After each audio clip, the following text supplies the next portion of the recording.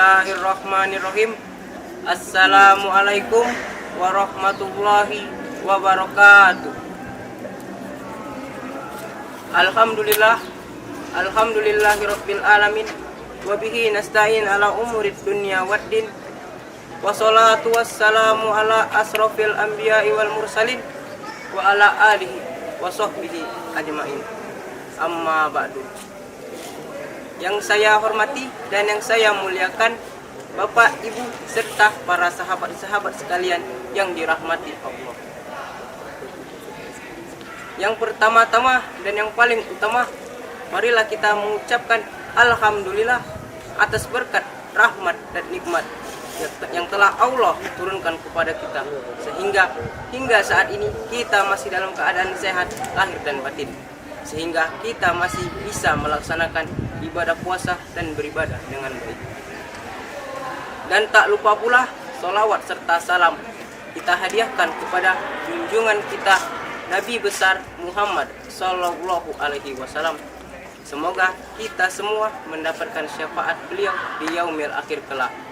Amin amin ya rabbal alamin. Para ibu bapak serta sahabat-sahabat sekalian yang dirahmati Allah, marilah kita berjuang di jalan Allah dengan harta dan jiwa kita, yaitu dengan menginfakkan harta kita baik di dalam waktu yang lapang maupun di waktu yang sempit, serta berbuat baiklah kepada sesama manusia, karena Allah menyukai orang yang berbuat baik. Balasan bagi orang yang berbuat baik adalah mendapatkan ampunan dari Allah serta surga-surga yang terdapat sungai yang airnya di bawah mengalir. Pada kesempatan yang berbahagia ini, izinkan saya menyampaikan tausiah saya dengan judul 7 ciri orang yang berjual beli dengan Allah.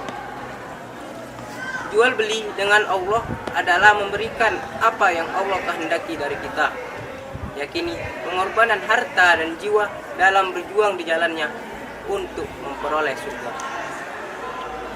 Allah berfirman di dalam Al-Quran surah At-Taubah ayat 111 sampai 112 yang artinya, kami membeli dari orang-orang mukmin baik diri maupun harta mereka dan memberikan surga untuk mereka.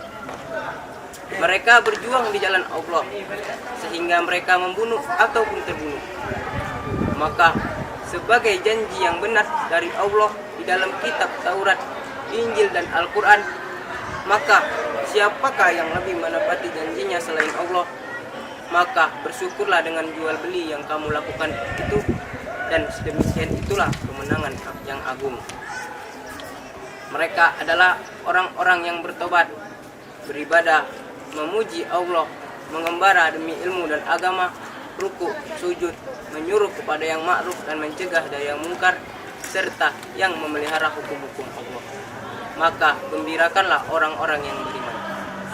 Al-Quran surah At-Taubah ayat 111 sampai 112. Dari ayat di atas dapat kita ketahui terdapat 7 ciri orang yang dapat berjual beli dengan Allah. Di antaranya adalah sebagai berikut. Yang pertama, At-Taibun, orang-orang yang bertobat. Tobat memang menjadi syarat untuk bisa masuk surga yang harus dilakukan sesegera mungkin. Allah berfirman di dalam Al-Quran surah Ali Imran ayat 133. A'udzu billahi minasyaitonir rajim. Bismillahirrahmanirrahim. Wasari'u ila maghfiratin mir rabbikum wa jannatin arduhas samawati wal ardh uiddat lil muttaqin. Maka carilah ampunan dari Tuhanmu sesegera mungkin untuk mendapatkan surga yang luasnya seluas langit dan bumi, yang disediakan untuk orang-orang yang bertakwa. Yang kedua, Al-Abidun, orang-orang yang beribadah. Beribadah berarti tunduk kepada Allah dan menyesuaikan diri dengan segala ketentuan-ketentuannya. Allah berfirman dalam Al-Quran surah An-Nur ayat 51 yang artinya, hanya ucapan orang-orang mukmin yang apabila dipanggil kepada Allah dan Rasul-Nya agar Rasul memutuskan suatu perkara. Dan di antara mereka berkata, kami mendengar dan kami taat. Maka mereka itulah orang-orang yang beruntung. Yang ketiga, Al-Hamidun, orang-orang yang memuji Allah. Allah memang pantas untuk dipuji. Sebagai buktinya, kita selalu ingat dan bersyukur kepada Allah. Seperti firman Allah di dalam Al-Quran, surah Al-Baqarah, ayat 152. A'udzu billahi minasyaitonir rajim. Bismillahirrahmanirrahim. Faskuruni askurkum waskuruli wala takfurun. Ingatlah kepadaku, maka aku akan ingat kepadamu. Bersyukurlah kepadaku, dan janganlah kau ingkari nikmatku. Al-Quran surah Al-Baqarah ayat 152. Yang keempat, as-saihun, orang-orang yang melawat. Melawat adalah melakukan perjalanan untuk menuntut ilmu, berdakwah, berjuang, serta mengambil pelajaran. Hal ini merupakan hal yang sangat penting, karena hal ini diperintah oleh Allah. Rasulullah SAW bersabda, qala Rasulullah SAW, man kharaja fit talabil ilmi fahuwa fi sabilillahi hatta yarji'a. Barang siapa yang keluar untuk menuntut ilmu, maka ia berada di jalan Allah sampai ia pulang kembali. Hadis riwayat Tirmizi. Yang kelima, ar-raki'un dan as-sajidun, orang-orang yang ruku dan orang-orang yang sujud. Sujud, ruku berarti sholat. Sholat harus dilakukan untuk bisa menggapai surga. Hal ini akan mencapai derajat yang sangat tinggi. Seperti firman Allah dalam Al-Quran surah Al-Isra ayat 78-79 yang artinya, dan laksanakanlah sholat dari tergelincirnya matahari sampai gelapnya malam. Dan laksanakanlah pula sholat subuh, karena sesungguhnya sholat subuh itu langsung disaksikan oleh para malaikat. Dan pada sebagian malam laksanakanlah pula sholat tahajud sebagai amalan tambahan bagimu. Semoga Allah mengangkatmu ke tempat-tempat yang terpuji. Yang keenam, amar ma'ruf nahi mungkar, orang-orang yang menyuruh berbuat ma'ruf dan mencegah dari yang mungkar. Hal ini bahkan bisa membuat kita menjadi umat yang terbaik. Seperti firman Allah di dalam Al-Quran surah Al-Imran ayat 110. A'udzu billahi minasyaitonir rajim. Bismillahirrahmanirrahim. Kuntum khaira ummatin ukhrijat lin-nasi ta'muruna bil ma'ruf wa tanhauna 'anil munkari wa tu'minuna billah.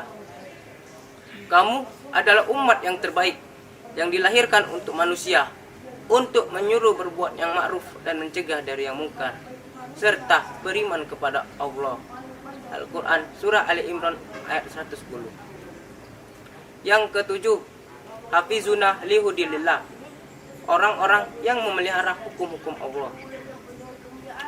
Memelihara hukum-hukum Allah berarti memahami, melaksanakan, serta menegakkan hukum-hukum yang datangnya dari Allah.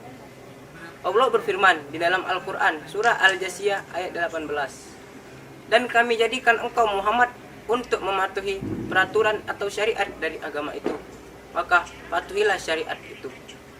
Dan janganlah kau ikuti kemauan orang-orang yang tidak mengetahui.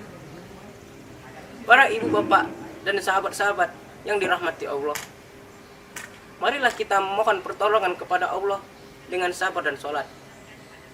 Marilah kita memperbanyak sabar, yaitu sabar dalam menuntut ilmu, sabar dalam berjuang, serta sabar dalam menghadapi ujian dan tantangan dari Allah. Karena sesungguhnya Allah bersama orang-orang yang sabar.